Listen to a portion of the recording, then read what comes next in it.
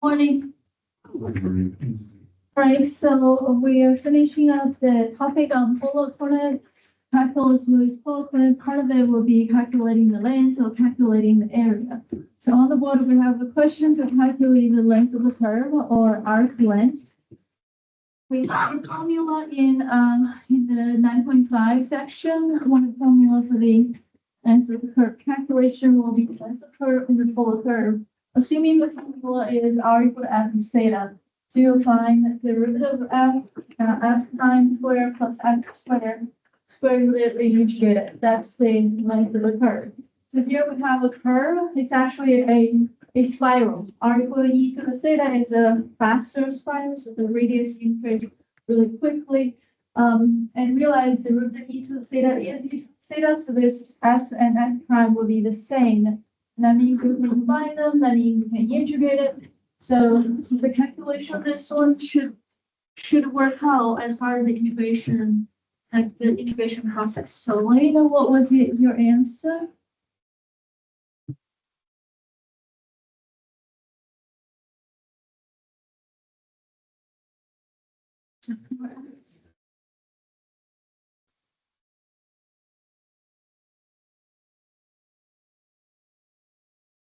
All right, thank you.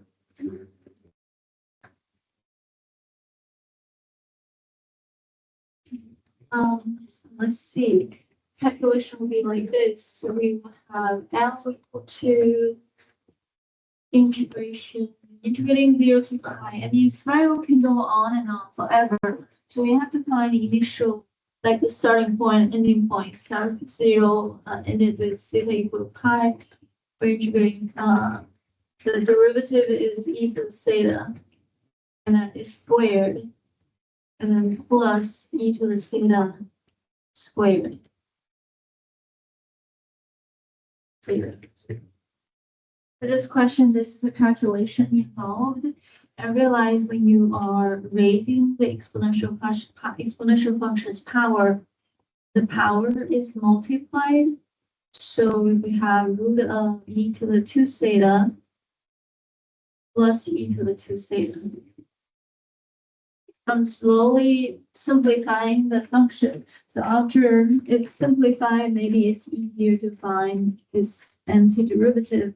So e to the 2 theta plus e to the 2 theta is twice e to the 2 theta. I mean, that's how you double. That's how you add. All right, and then we can take root. This is a multiplication. So if you have multiplication inside the root, we do factors rooted individually. So it's integration root of 2 times root of e to the 2 theta. The root function half the power. So root function reduces the power by half.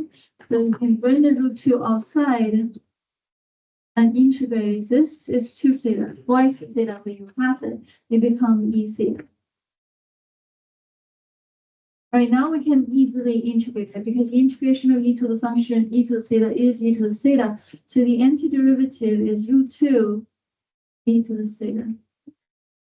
Right, you see I'm missing a couple of integration limit because we really don't need the integration limit until the last step. Now we need the integration limit. It was supposed to be 0 to pi. It's 0 to pi. After we have the antiderivative, we now are able to do the calculation. So with root 2 e to the minus root 2 e to the 0.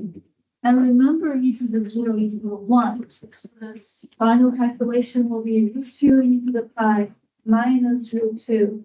That's the final answer for the total length of the curve.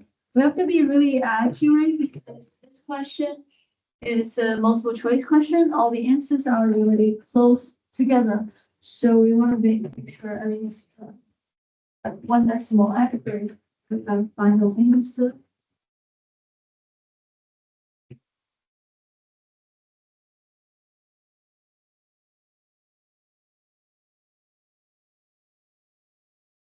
Thank you.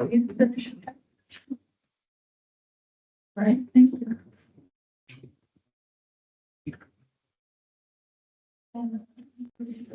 Here, whenever I write in the computer, it's way too big. It ends up being several lines of calculations. But it's clear enough. All right, let me stop there. That's a calculation.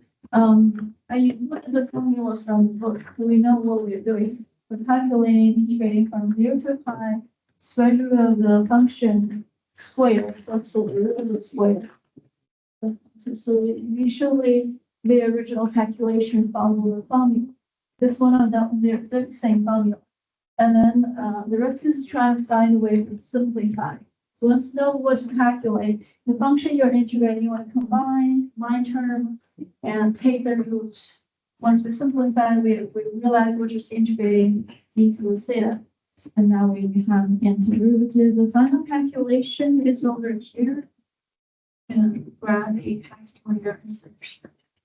This is the final answer. And that's the answer that gave us the last time. The rest of them just deriving. Now, if you have any question. So you need your calculator.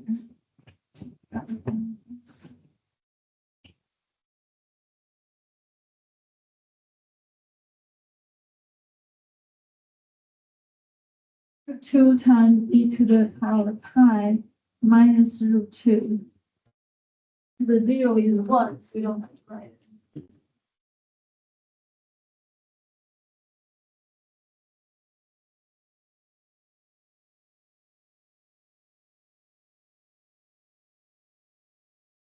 Now let's go back to here and you can see you did your calculation.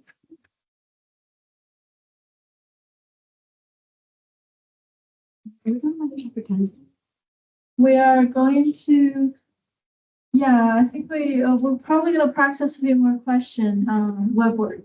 So then we're up to hopefully we have enough example to move forward, and then we're probably gonna start a little on chapter 10. So chapter 10 is like the bridging chapter, and we cover chapter 10 in this class, not the whole chapters at the beginning, a few sections. But then we also cover chapter 10 calculus. So chapter 10 is one of the chapters we do both class will go over.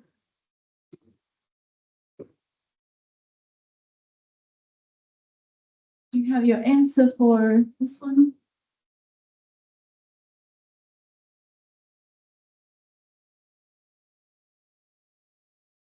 There's several versions of the calculator, so if you use your calculator a lot, then you should try to find one that you're very, very familiar with, so one that you feel comfortable using it all the time.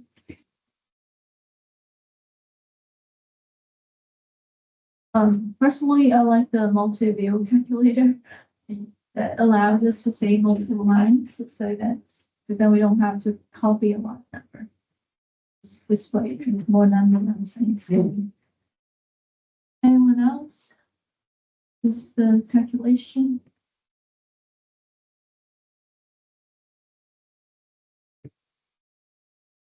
Do you have your answer? Do you need me in help? Oh, you're using you don't have a calculator? Let's see. I think the calculator is a lot more reliable and also it displays things a lot better than the cell phone calculator. I think you can probably borrow one from peer tutoring. Right. So this more F19 you can borrow. But I feel like it's a lot easier to have an elementary calculator. Will be fine. It's fine. We don't need a lot of advanced functions.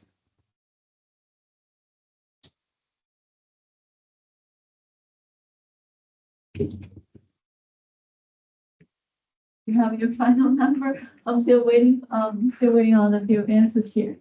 All right, if you came in a little late, the process of the calculations, the length of the curve. If we have a polar curve, the calculation length curve is integration from initial point to terminal point. we integrate square root of the function square plus the derivative square. That's how we handle polar curve. Here we are, the L equal to, this is the initial function that we're calculating. The rest of the steps is try to simplify the function we're integrating. So we have square root e to the 2 theta plus e to the 2 theta, which equal to twice e to the 2 theta square root. And then the square root will reduce power of the exponential function. So since we are able to combine the two term on the root into one term, then finding the roots is easier. So this is the kind of question that we have the derivative and original function being identical. That's what's making calculation easier to really combine terms. Okay, the final steps is over here.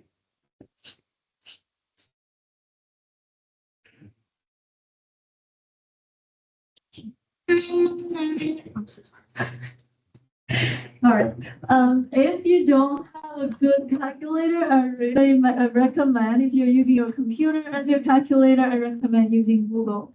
Google, what we're gonna do here is really calculate, and I mean, even the cell phone calculator is not as good as the Google calculator.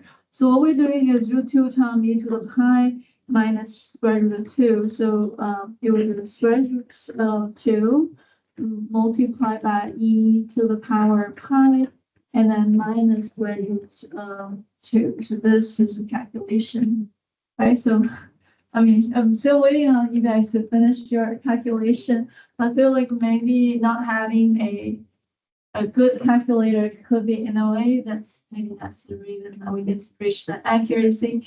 So I did the square root e to the power pi minus square root 2. This is and that was the one that we're following. Like, let me know if you have any question. Because I feel like I waited, and not this one. It's right, and it's this number. Right, so 31.31.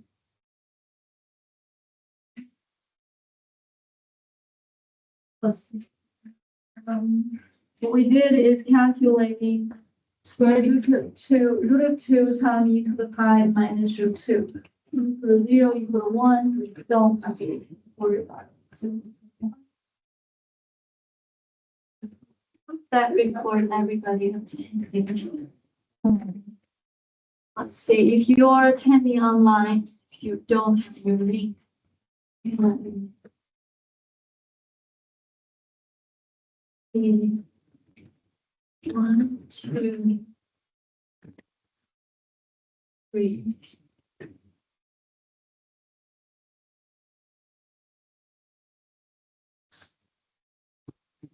Sorry, this minute.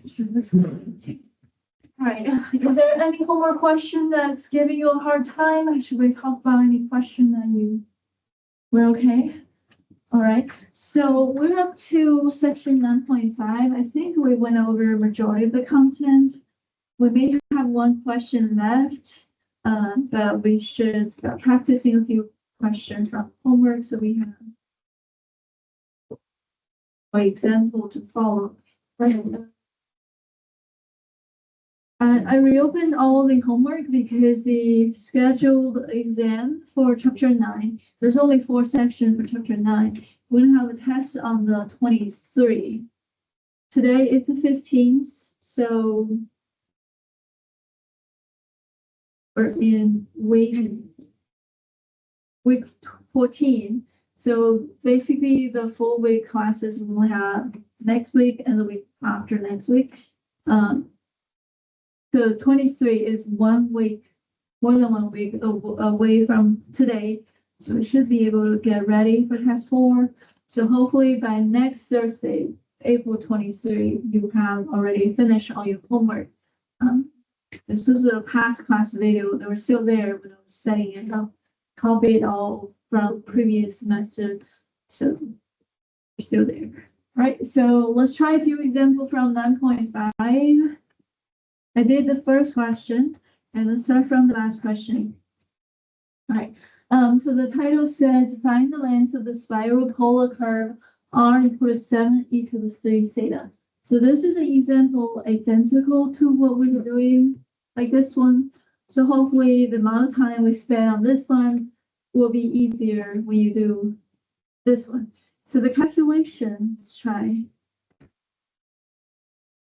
We're following the same idea, but let me try to clean up this and do it once again.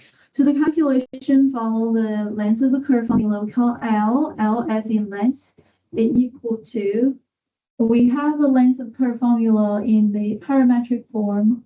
So now we have something similar to it. In the parametric form, you have to integrate square root of x prime squared plus y prime squared. The polar curve is different. In the rectangular coordinate, the x value and y value both represent distance. All right, so when you try to find differentiate, when you're differentiating them, you have to separate derivative. And according to Pythagorean, we square both and add it together, take square root. That's typically how we find the differential of lengths. Now, in the polar curve, r represents the distance, theta does not represent the distance. So if you want to follow Pythagorean theorem, you're having two different things. And so it's kind of it's a kind of combination from the differentiation process. You have to, like, whatever function that you have, that's our r, you have to have r squared plus the derivative of r, also squared. So that was the formula, and then the variable is theta. Here it says we want to find the length of curve from 0 to 2 pi. And this is a spiral. We have to identify initial point and terminal point because there's no closed curve, there's no closed loop. A spiral goes bigger and bigger, so it doesn't come back to, right? Unlike the circle or the rose petal, you go 0 and then somewhere 2 pi or 4 pi, they come back to the initial point. So we end up having a closed curve, but this is a spiral. Spiral does not have a closed curve. This is the path does not close. There's no intersection. So that was a formula. The calculation for this one, applying the formula, we have L equal to, well then, I guess I have to, as far as formula, we should not assume 0 to 2 pi. In the text, we're using alpha to beta in the textbook. So in this example, we do 0 to 2 pi square root of r squared. R is 7e to the 3 theta when you square. I guess let's write it down. 7e to the, well, I was saying when you square, you double the power, but trying to make sure I don't skip steps. So the derivative of exponential function is itself, but you have to multiply 3. Because derivative of 3 theta is 3. So the derivative is 3 times 7, 21. 21 e to the 3 theta is the derivative.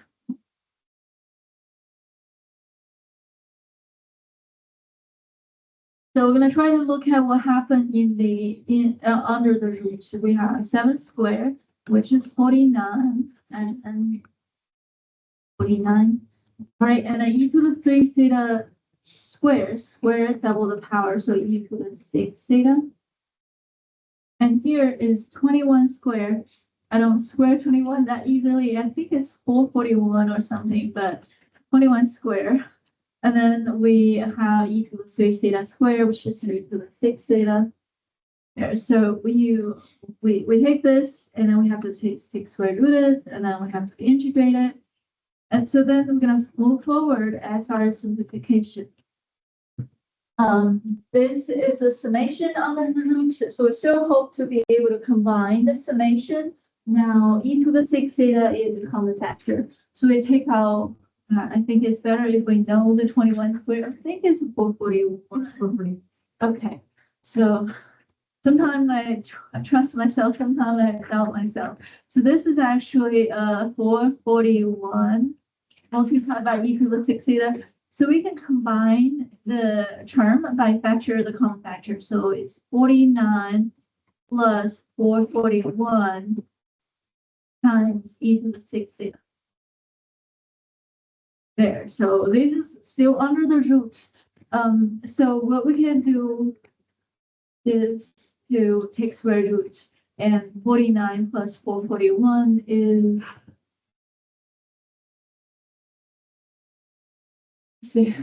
490. So we have square root of 490. We move that out of the root because it's multiplication. Anything that you multiply, you can take out the root, take out the integration. So then we have e to the square root of e to the 6 theta. Square root of e to the 6 theta is half the power is e to the 3 theta. E theta. So that's the integration. Now integrate from here, we still have root of 490. And then we're going to integrate e to the 3 theta. Now by chain rule, you're going to divide the 3. So the antiderivative is e to the theta, e to the 3 theta over 3. There's the antiderivative. Now I'm going to put in the integration limit 0 to 2 pi. So how do we enter this into whiteboard? We'll try to type it. So once I finish typing it, I can easily put it into whiteboard. The calculation will be, you first have to have square root of 190, and then multiply by e to the 3 theta. So e to the 3 theta, theta is 2 pi, 3 theta will be 6 pi, and then minus, it's all in the fraction. So minus e to the 3 theta when theta equal to 0, and that would be e to the 0, e to the 0 equal to 1. And this divided by 3. So there we have it. This is how we calculate this with a calculator. So over here is the antiderivative, the intended calculation, but you have to put the upper limit or limit in there. Here we are. The division of 3 and the square root of 490 are common factors or number that we multiply. So we work out putting the upper limit, lower limit into e to the 3 theta. That's why that's upper limit minus lower limit. The rest of them are common. So this is something we should apply. Now we're done. And we should really put it into a calculator, but I'm using Whiteboard as my calculator sometimes. I think you have to put parentheses with the 6 and the pi because right now it's registering them differently. Yes, thank you. That makes sense. All right, e to the 6 pi. So you can see the pi is multiplied instead of exponential. Thank you. So this is the answer for question 9, and kind of echo what we did with a clicker question. Hopefully having additional practice, we get some idea how to finish question 9. Right, so moving forward, this is another question. I assume this one was okay, so I'll let you finish when you get there. So let's move on. All right, so question 7 is a area calculation. The picture is already there. R equal to sine theta is a circle. It's a circle above the origin. We mentioned it's a typical special curve that you learned in 9.4. R equal to sine 2 theta is 4 petal rows. It's 2 is even, 2 theta, 2 is even, therefore, that's why we have 4 petal, right? So you can see a picture like that. So the question says, we want to find the area between these two curves at the point theta equal to 0 and theta equal to 3 pi over 3. And you can see the picture already explained, indicated that was a point of the intersection. But we can check that. So then the integration limit is already given. Normally with this kind of question, we have to determine the point of intersection. But right now it's already there. And namely, when theta equal to 0, sine 0 equal to 0, sine 2 theta also equal to 0. So that's the initial point. Right, and then the ending point is pi over 3. So sine pi over 3 is root 2 over 2. You can double check with your calculator. And then sine 2 pi over 3. Like in this curve, it is also equal to root 3 over 2. So these two are the same value. That's why they coincide. They are intersection. So point of intersection is when the theta is different, but the r is the same. So when they reach the same r, that's when they reach the same radius. Oh, no. They're the same angle for both curve. And then same R value, same theta. That's why it's called coincident intersection. So anyway, this question is the one that is clear about the integration limit. And it's a question focused on area between these two curves, those area between. I didn't make this work. When we try to find the area between, we have a formula. It's called A equal to. How to find the area in polar curve is 1/2 R squared d theta.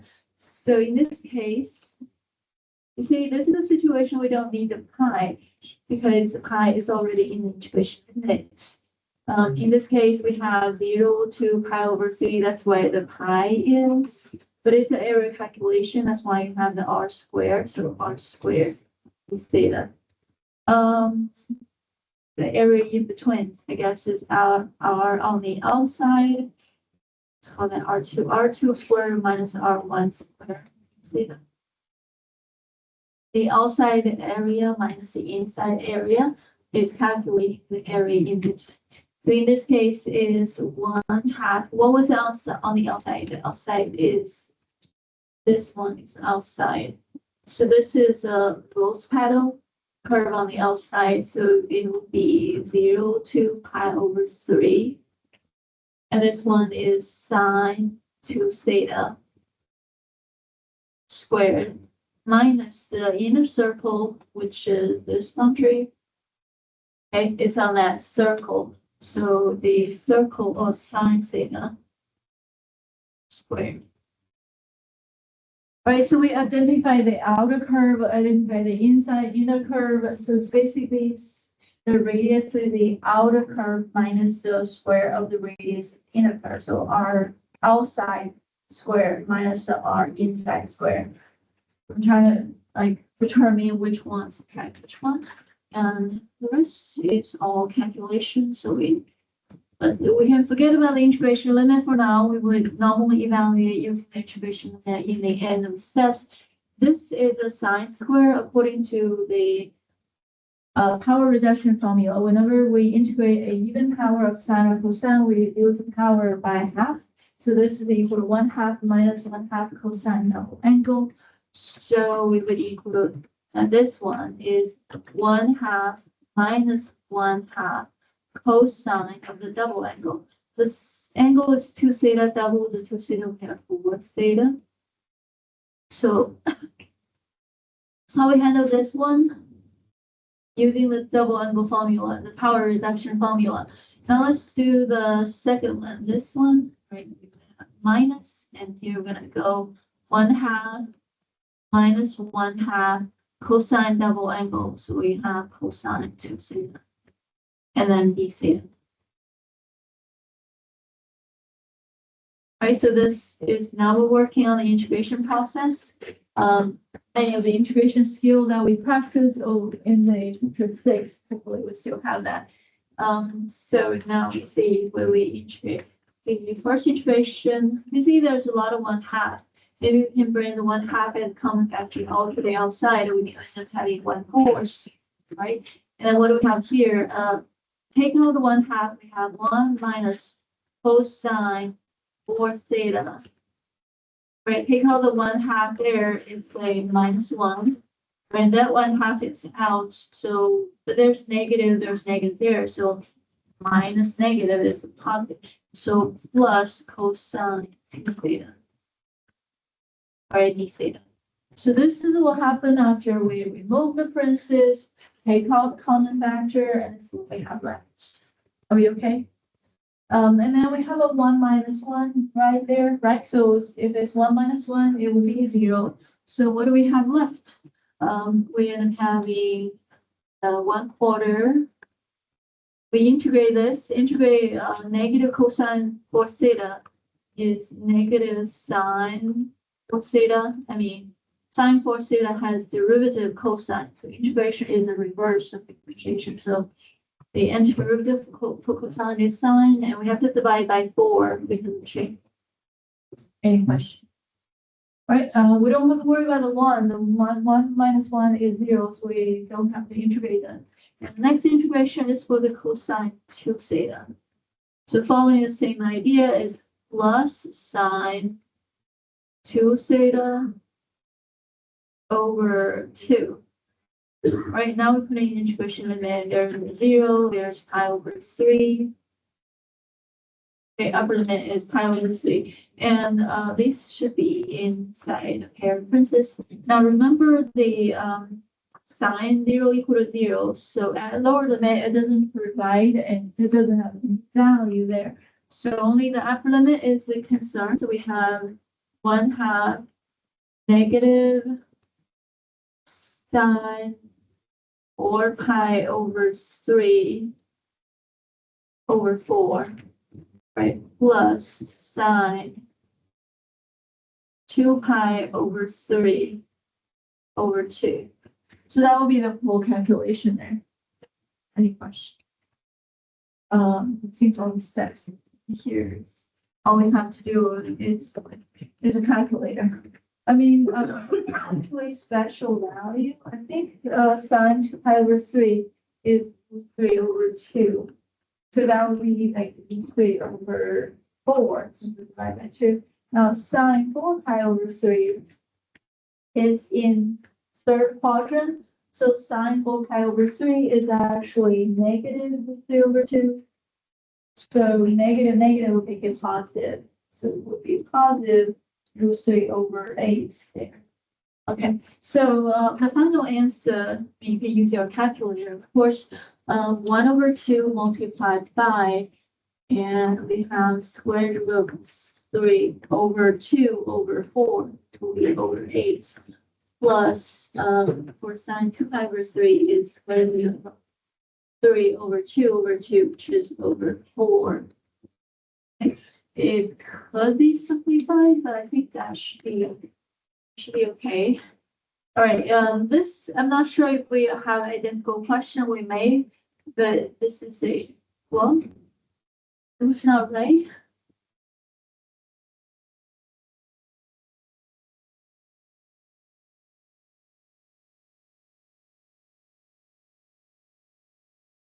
I thought I was really careful with the calculation. This is a area problem, and we have the area in between. Just check to begin with, we gotta have the right formula. I think it might just be the way that it's reading. Oh, wait, isn't it 1/4? Not 1. Which one? Oh, right, you're right. It was this one. It was 1/4, right? For some reason I calculated 1/2 there. You're right. It was 1/4. That was also supposed to be 1/4. So let's go back. The coefficient should be 1/4 on the outside. Thank you. I didn't notice that I somehow switched to. See, we find a common factor 1/2 is supposed to be 1/4, and for some reason I write 1/2. So you see, I'm bad at trying to keep track of the numbers sometimes, and I'm using the wrong number for no obvious reason, no reason at all. All right, this is a question 7. I hope is this okay? Try the rest of the example. So we have example, this is the area calculation, length of the curve calculation, tangent line calculation. I think for our homework, that's the main portion of it. Any question? All right, let's try to finish one more example. It's not as important as the other example. The last example that we didn't go over yesterday was the surface area. So we went over area arc length question. This is the last example that we're doing. We want to find the length of the curve for this lemma sum. And this is a lemma sum that we were working on the whole time. The section we have for the same function, we calculate the length of the curve, calculate area within. We did area in between. We find the vertical tangent line and horizontal line for the same function. So the whole section kind of circle around of that same thing. All right, we did the, calculate the R and R prime, and then you square R prime, square the R, add it together, and, 4 cosine square plus 4 sine square. You factor the 4 cosine square plus sine square equals 1, so 4 cosine square plus 4 sine square equals 4. So this basically is 4 sine theta plus 5. And on the root, we're able to simplify down to 4 sine theta plus 5. And this is a function that has no nth derivative. We have to use a numerical method to calculate the integral. So 0 to 2 pi integration of 4 sine theta plus 5. I calculated with Simpson's rule. And that's by the textbook. The textbook said if the n equal to 22, you're getting this number. So I want to test if that's right. So I did, the whole interval is from 0 to 2 pi. So from 0 to 2 pi, we want to divide it into 22 pieces. So H here represents the interval, side of the interval. The entire interval from 0 to 2 pi is being separated into 22 small intervals. And when I'm creating a sequence from 0 to 2 pi, a sequence, the rate of change of the intervals weights is h. So by h means h is how much we go from the initial point to the terminal point of every interval. And that's really producing the theta. But I don't know how to do theta notation in R, so I did T. T is the initial letter of theta anyway, so I did calculation of square root of 4 sine theta plus 5, so I get y value calculated. Because T here is a sequence, Y here is also a sequence. So we end up having 23 Y value. So there's a Y23 there because the T start from 0 and the step size is 22. You end up having 0 and then until all the way to 22. So from 22, we have 23 T values. We end up having 23 Y value.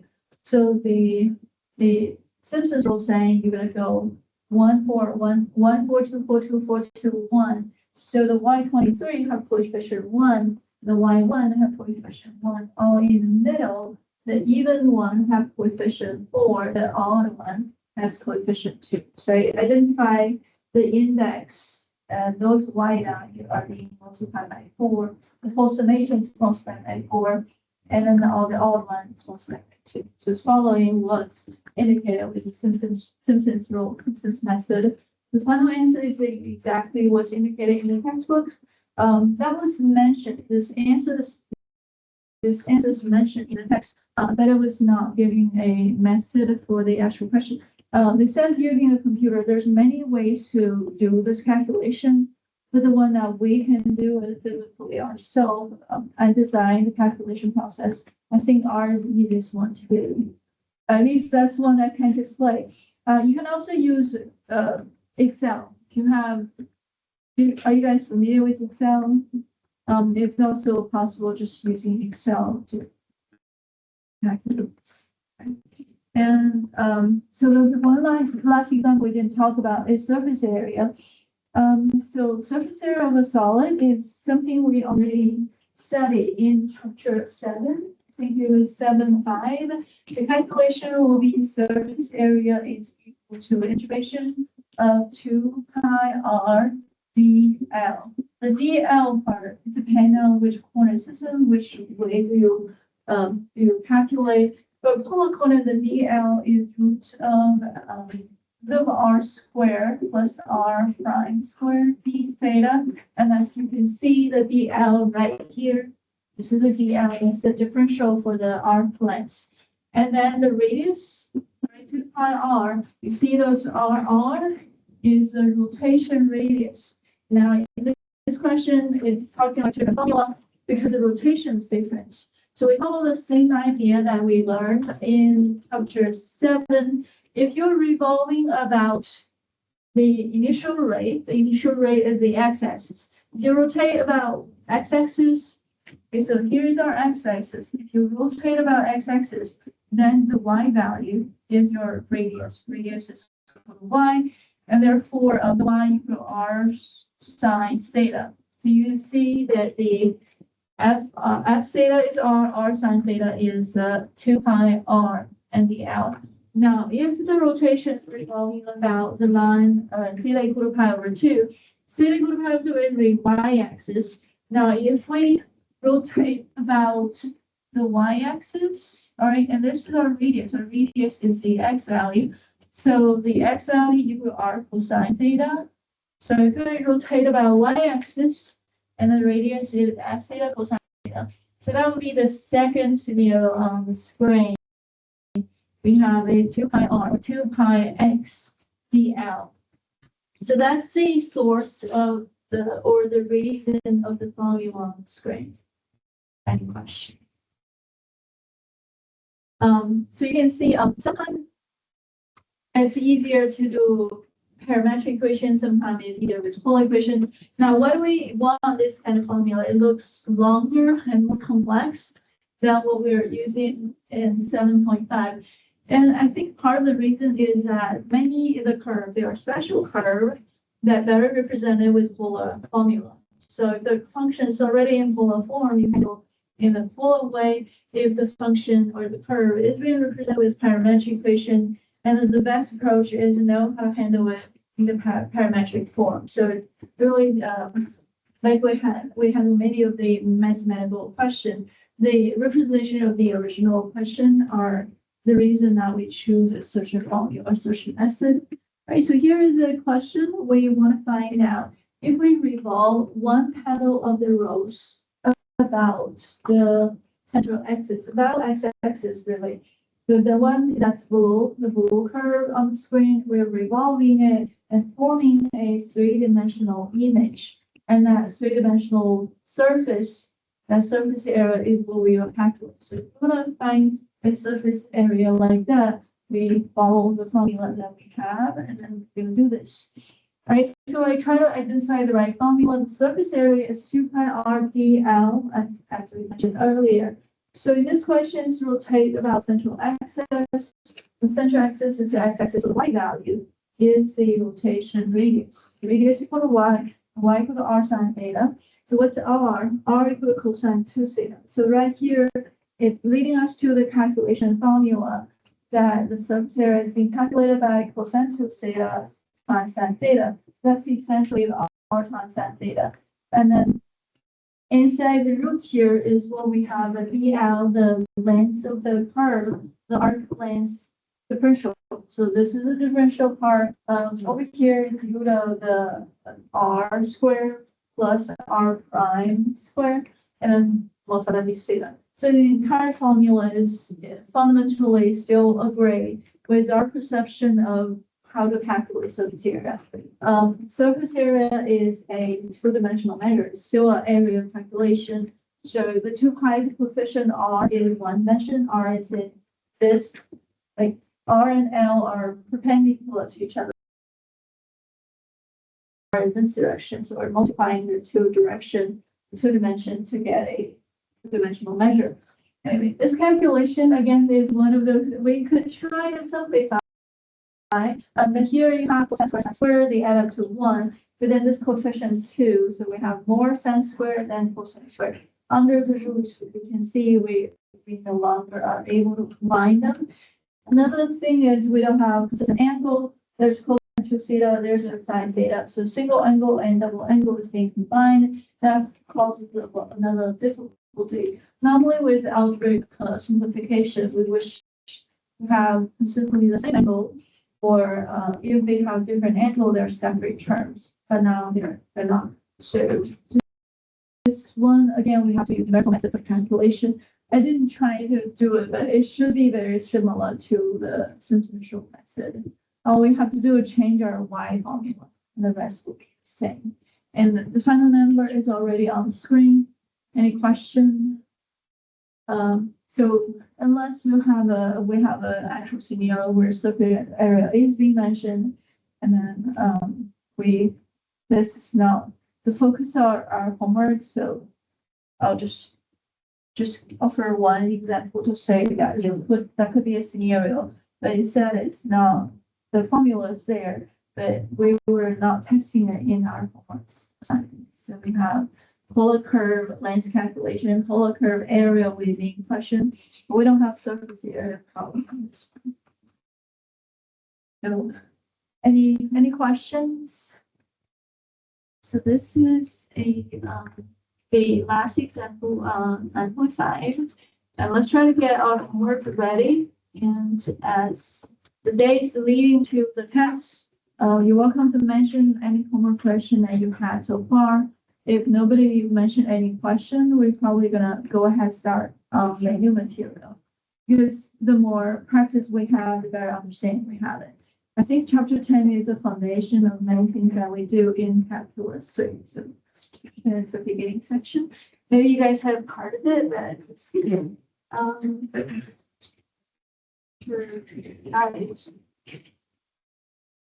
Wonder if I need it in Calculus 3 or Calculus 3.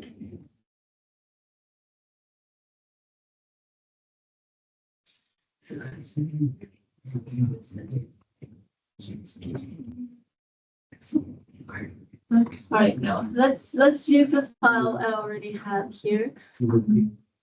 I think there was one that said PowerPoint 2026. Yes, I know, but that was the old one that we did. I mean, this semester. So I don't think I made a new file for 2.1, so I'll just use the one I was using last time. So we have the file that was already on TutorView. We see it earlier.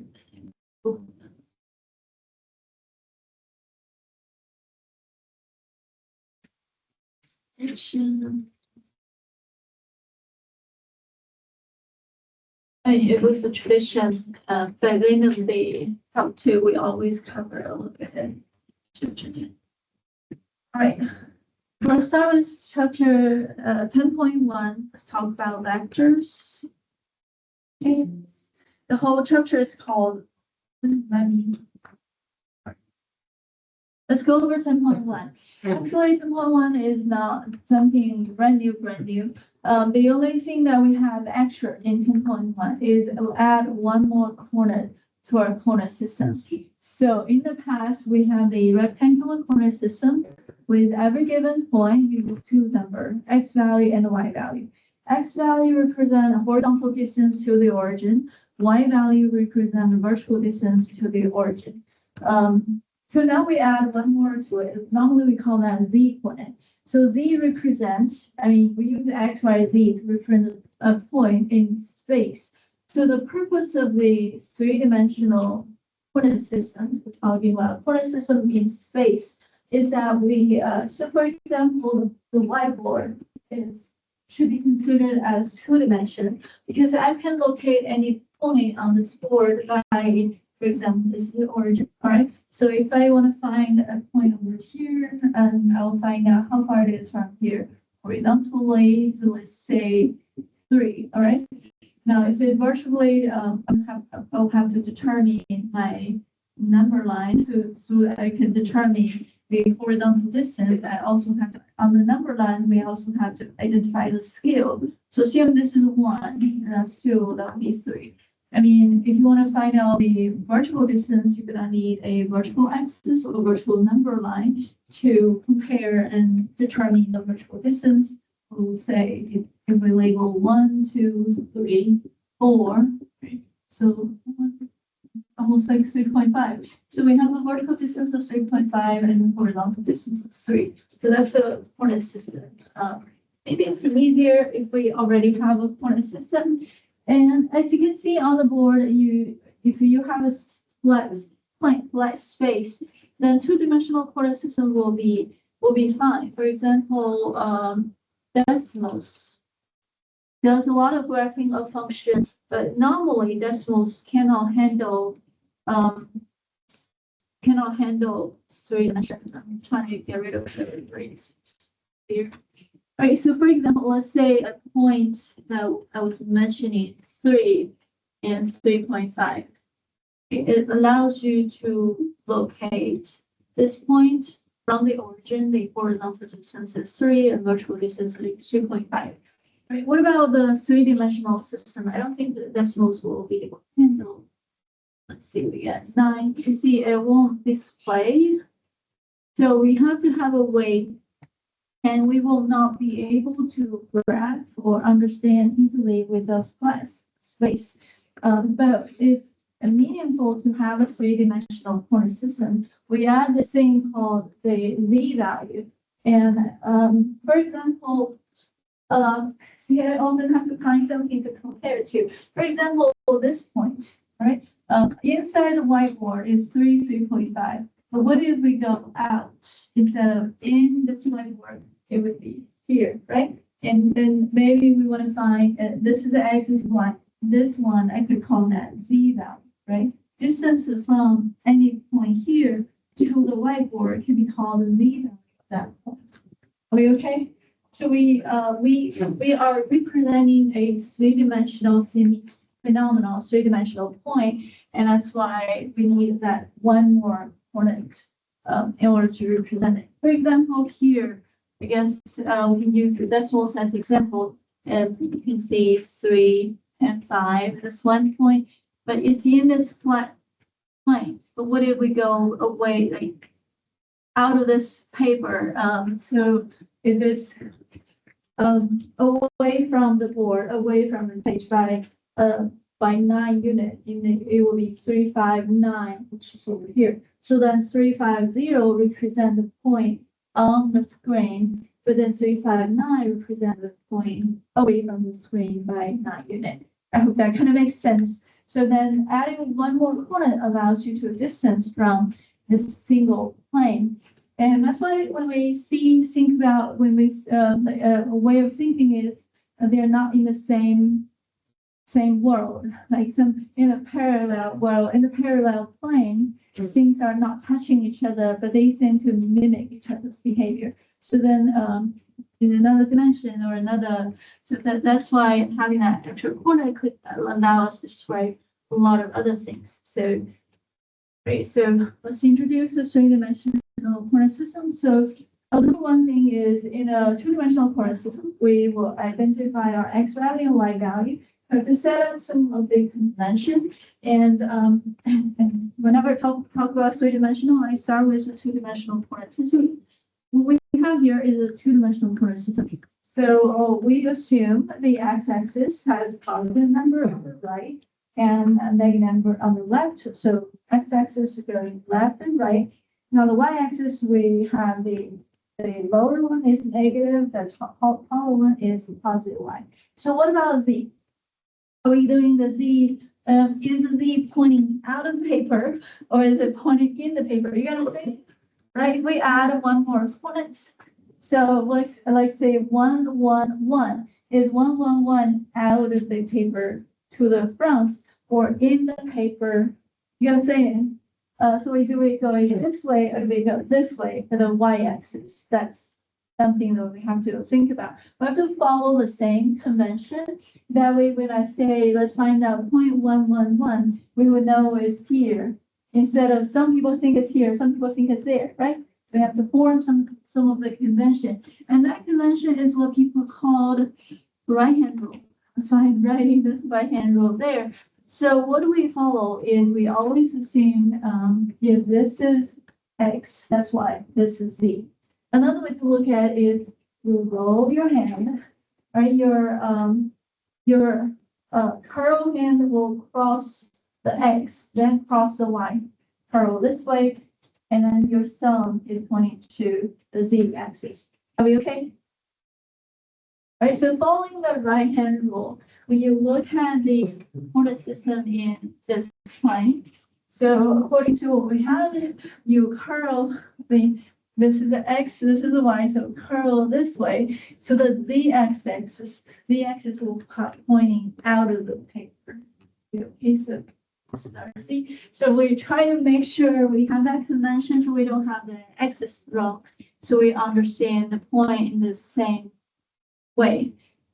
Follow the right-hand rule for the axis determination. So another thing we want to derive a way to draw the three-dimensional coordinate system.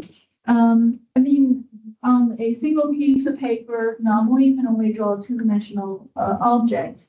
But this is I think it's about art without drawing object. And we are able to draw a building on a single piece of paper, right? So we could use maybe a visual how things visually look like. We draw it that way to create that vision of three-dimensional objects. So on the screen, what you see is two ways of displaying them or drawing them.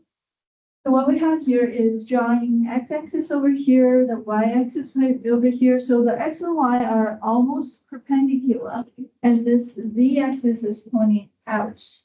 So that's one way. This is one way to determine the axis system. Any question? So on the screen, we're trying to represent the point 2, 1, 3. So you will find out on the x-axis, you'll find 2. And then on the y-axis is 1. X value is 2, y value is 1, z value is 3.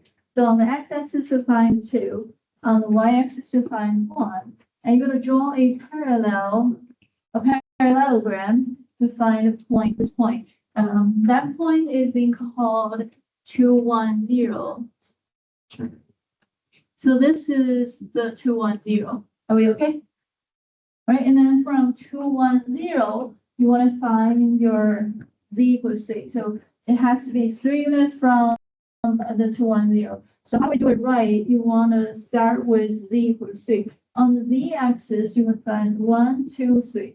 Identify z. You're going to draw a horizontal axis, and then you're going to be parallel to the y-axis going up. So that's 3 on the z, and then 2 on the y, 1 on the.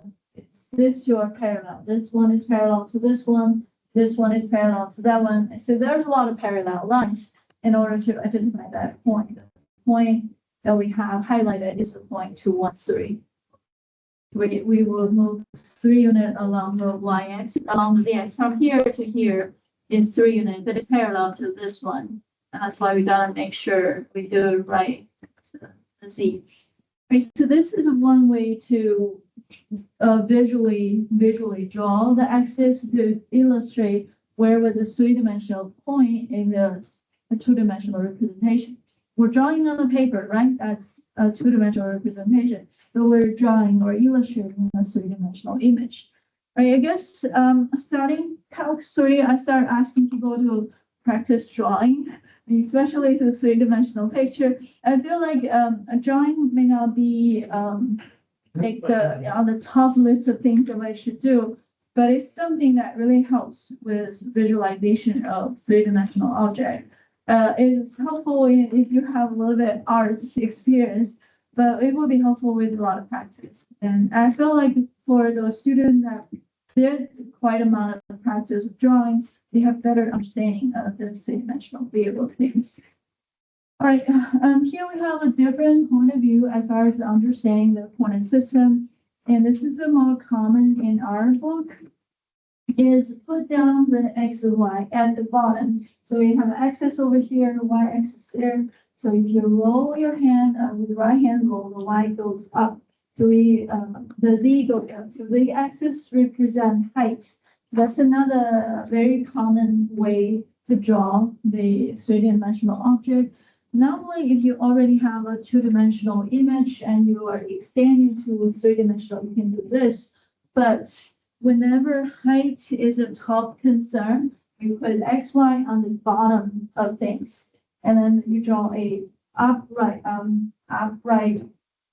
axis to represent the z-axis. So that's another way to draw. For example, to identify the same point 2, 1, 3, you identify the 2 on the x-axis, identify 1 on the y-axis, that's 1. So we will draw a parallel line from y equal to 1, you parallel to the x-axis. From x equal to 2, you parallel to the y-axis. That's how you find out the point 2, 1, 0. So the 2, 1, 0 is right here. And now you have to go up 3 from there.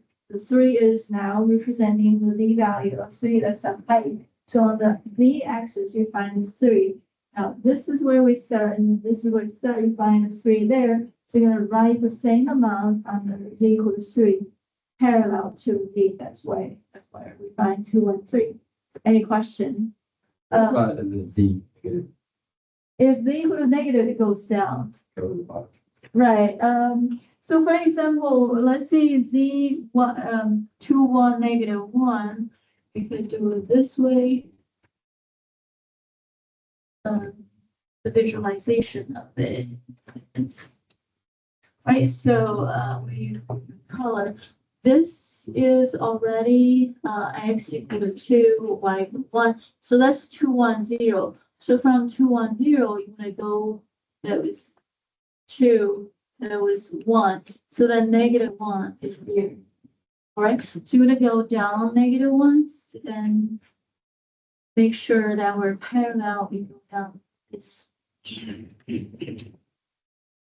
So that will be the point, that has 2, 1, -1.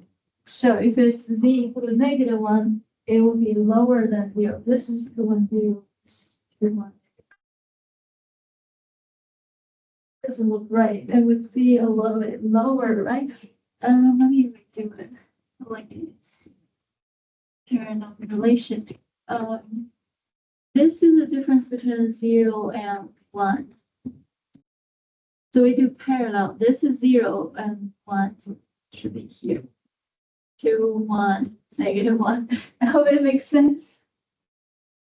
I mean, remember this, this is a 2, 1, 0. It's in the same plane as a 0, 0. So you have to go below the 2, 1, 0 here. And this is 2, 1, -1. So Z value has to be lower by -1. This one -1. So this has to be the same negative. Does that answer your question? Yeah, the X and Y still positive and just Z go negative. Right, yes, if we only change the V value, yes, V is the one that change. So that's the visualization of the three-dimensional point system. Right, and then you see if we have x-axis and y-axis, it will divide up the entire plane into 4 parts. We call it quadrant. We have quadrant, quadrant 1 and quadrant 2, quadrant 3, quadrant 4. So x-axis and y-axis is a two-dimensional system. We have 4 different quadrants.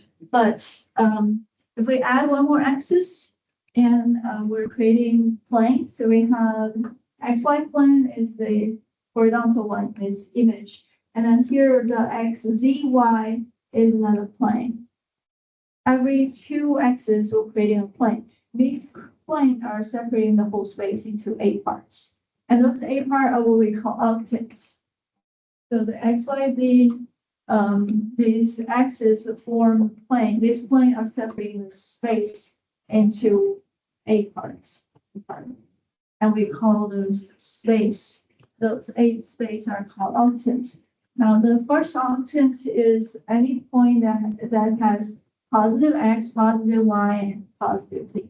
And the first octant often are the focus when we work out graphing or work out examples, any question.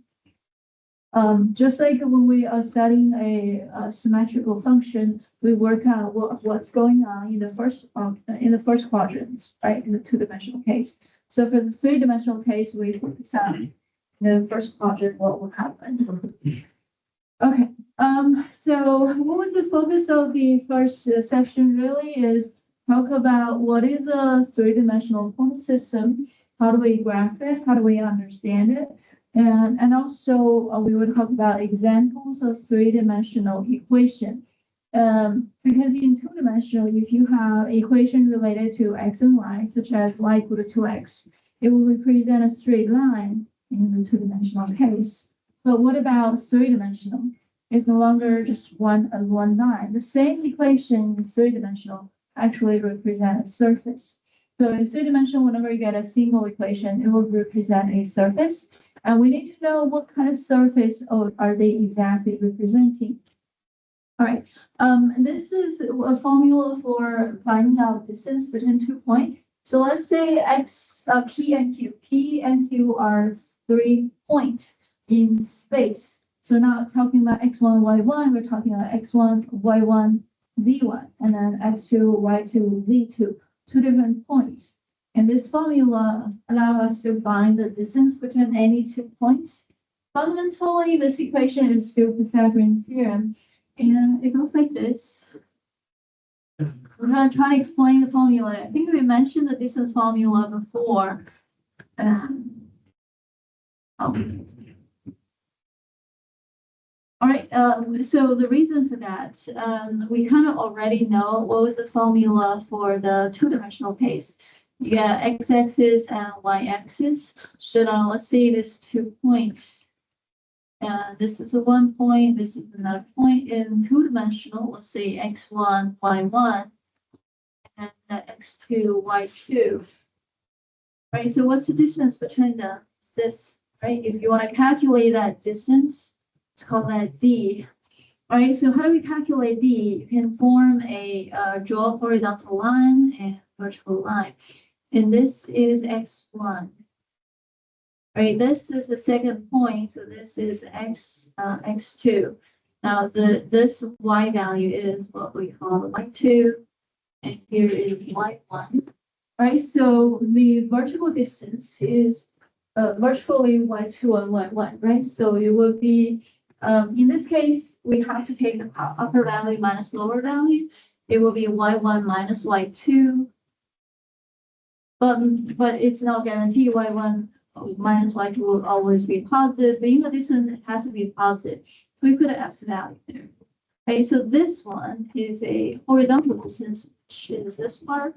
So that value is actually x2 minus x1, or x2 minus x1, and then absolute value. Right, so if you want to find the d, so by Pythagorean, the d squared equal to x1, x2 minus x1, x1 minus x2, the same, because we take the square x2 minus x1 plus y2 minus y1. Right, as a result, the d itself takes square root of both side equation. Now that was a square, that's a squared plus b squared equal to c squared or d squared. And the d equal to square root of x2 minus x1 squared plus y2 minus y1, and then squared. So this is a Pythagorean applied in two-dimensional case. But what about three-dimensional case? It's like this. We add one more dimension to it. For example, this way, the z-axis, right? This is our x-axis, and this is a y-axis. Here we have a z-axis, okay? So let's see the z value. Let's see they're not in the same, you have a z value. V1, V2. So assuming they are at different heights, so what do? You have a vertical distance between the two. So here is how different the z is, and here is the d. So I hope that kind of makes sense. You can project them onto the xy plane, but then they have to have a difference in the z. If V1, V2 are equal, they're in the same plane, right? But assuming V1 and V2 are not equal, and there's something popping up. So this is a d, this is a z. So the d squared plus z1, z2 squared equal to this distance. And that's why we add one more square, because fundamentally we have this, the z2 minus z1 squared, which represent this portion. And this is a d, and then this one square plus d square equal to the actual distance. It's the d equal to the capital Z squared. All right, so then remember the d square equal to this summation square. So the capital D square actually equal to v2 minus z1 square plus x2 minus x1 square. So the whole thing actually substitute, and we see this is this part, which means the capital D squared, this d between these two arbitrary points, actually equal to summation of all three squared, because one of them in this two dimension already involved two of the square. So applying Pythagorean theorem, we should see that the summation square works out at the square of the distance. I hope that can make sense. All right, I'm just trying to explain that. I mean, the more we try to think about it, the more we explaining. And it makes it easier for us to actually remember the formula. And it's a lot of time we forget how the formula works and why it works. And really the reason this will really work is because it follows the segments here. That's why it's all square, there's no cube, and there's no actual things. All right, so this is an example on calculating the distance, assuming we have two arbitrary points.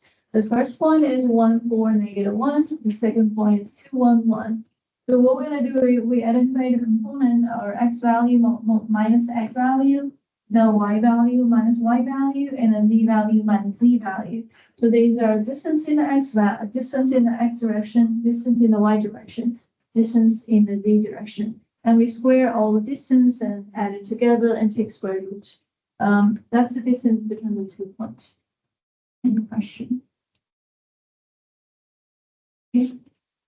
All right, so part of the reason that we introduced distance formula, like in the 2-dimension, we introduced the distance formula because we hope to derive the equation of a special surface, which is, well, in the 2-dimension, it's actually a circle. A circle is a curve, like x squared plus y squared equal to 1 is a circle radius 1. X squared plus y squared equal to 9 is a circle of radius 3. Now, this distance formula allows us to create equation for the sphere for a special surface. This is a surface that's on the outside of a ball. Hope that can make sense. So this is a 2-dimensional. Actually, it's a 3-dimensional surface, right? It's like a sphere is a ball, so it's not in the plane. It's not flat. It's curved. It's curved surface. So this is just a formula. You have to have x minus a number square plus y minus a number square plus a minus a number square equal to the radius square. The radius is a common distance from any point to the center. So this is a sphere that has center. The center is at coordinate ABC. So ABC is a location of the center. Radius is r. So for a sphere, you need two things. One is the center ABC control the location of the sphere, and one is the radius r, which control the size of the sphere. Any questions? So this is one equation represents sphere. In 3-dimensional case, we have equation of x, y, z. They all represent this surface or that surface. A sphere is a special surface that's 3-dimensional and curved, and all the point on the surface have the same distance to the center. I'm going on to other surface, but this is an example on identify the center and radius of the sphere. So basically, any equation that's in grade 2 kind of fall into those category.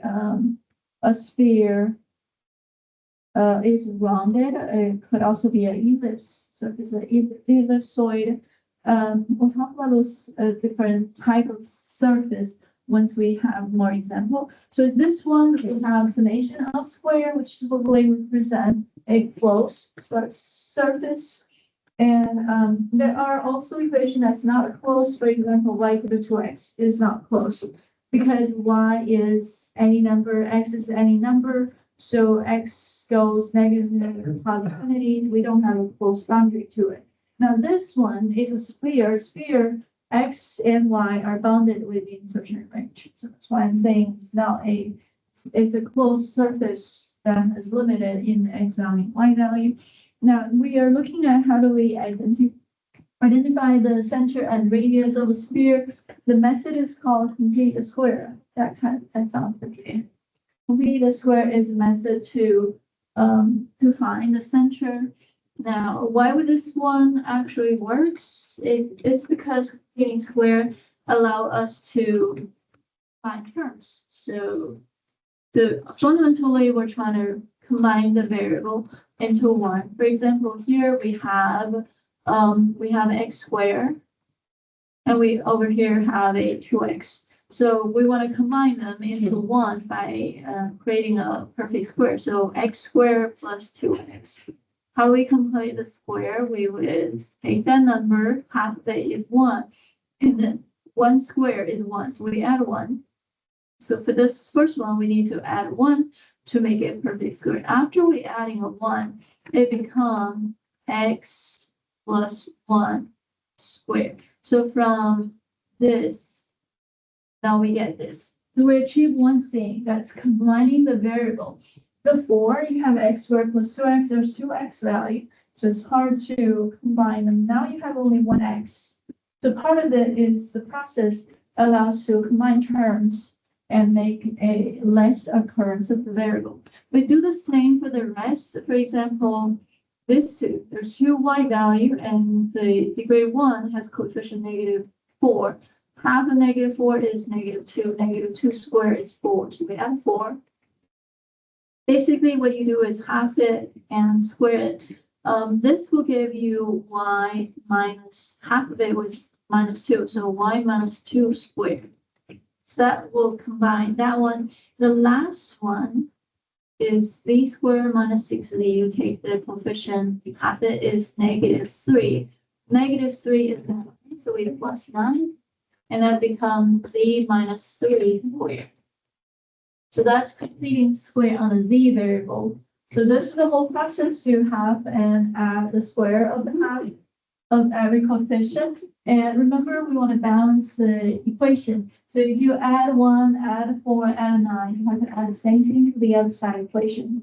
Are we okay? So we add a 14. We add 14 to the right side equation as well, since we added a 14 on that side. So this is actually equal to 16. I mean, 2 plus 14 is 15. So we achieve one thing, that's completing the square, identify the center. The center is -1 and 2 and 3. That's the center. Radius equal to 4. So after completing the square, we're able to find the center.